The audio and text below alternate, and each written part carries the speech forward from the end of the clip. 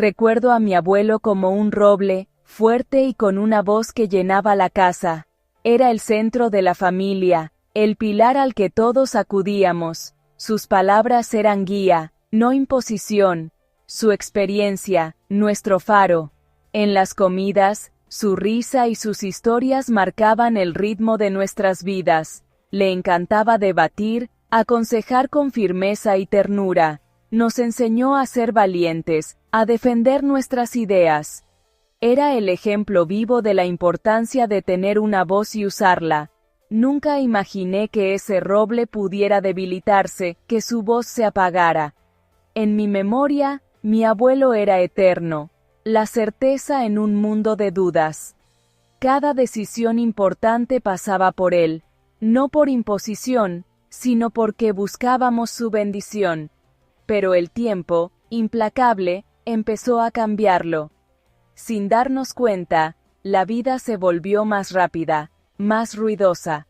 Nuevas voces surgieron, y poco a poco, empezamos a construir un muro de silencio a su alrededor. Un silencio que creció, ladrillo a ladrillo, hasta volverse doloroso. Así comenzó a desvanecerse la voz que guiaba nuestro hogar. El cambio fue lento, casi invisible, como la erosión de una roca. Empezó con pequeñas interrupciones. Sí, abuelo, luego nos cuentas. Ese luego casi nunca llegaba, y sus historias quedaban incompletas. Al principio, él sonreía con paciencia, entendiendo que los tiempos cambiaban. Pero las interrupciones se hicieron frecuentes. Sus opiniones, minimizadas. Sus consejos, antes ley, ahora eran considerados anticuados. Cada interrupción era un portazo a su deseo de participar. Recuerdo cuando sugirió plantar rosales y fue descartado sin debate. Esas pequeñas derrotas minaron su espíritu. Sin darnos cuenta, le decíamos que su voz ya no era relevante. Y así, el silencio de mi abuelo comenzó a gestarse en nuestra impaciencia. Las reuniones familiares, antes su escenario, se llenaron de ruido. Todos hablábamos a la vez. Su voz pausada se perdía entre las nuestras.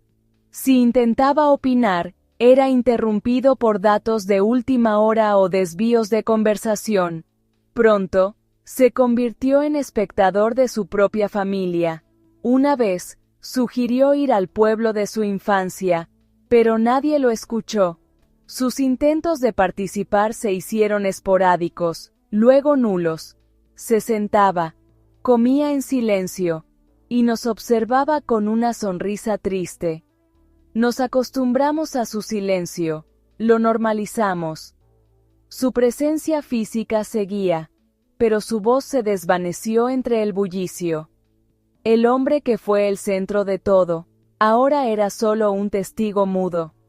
Así, la familia siguió adelante, sin notar lo que estábamos perdiendo. El silencio se instaló, y su esencia se fue apagando. Nadie lo hizo a propósito, pero todos fuimos responsables. El golpe más duro fue cuando empezó a pedir permiso para hablar. Ese hombre seguro, ahora levantaba la mano y preguntaba, ¿puedo decir algo? Su confianza se había roto. Su opinión ya no era un derecho, sino un favor. Esa pregunta se volvió su muletilla, y a veces, ni así lo escuchábamos. Su figura se encogió, su mirada se volvió esquiva. El roble se transformó en un arbusto frágil.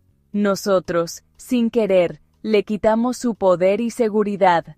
Cada ¿puedo decir algo? Era un recordatorio de nuestro fracaso como familia. Empezamos a tomar decisiones sin consultarle. Antes, nada se movía sin su visto bueno. Ahora, ni lo mencionábamos. Vendimos su coche, cambiamos la casa, todo sin preguntarle. Vi la tristeza en sus ojos cuando se llevaron el coche. Cada cambio era un mensaje. Ya no decides tú. Él nunca se quejó, solo se adaptaba en silencio. Su casa se volvió ajena, gestionada por otros. Faltaba su perspectiva, su calma, su visión. Nos equivocamos más, y sabíamos que él nos habría advertido. Pero el hábito de ignorarlo era ya irrompible. El eco de su ausencia llenaba la casa. Estábamos solos con nuestras decisiones, rodeados por su silencio. Su silencio se hizo tan profundo que empezamos a hablar por él.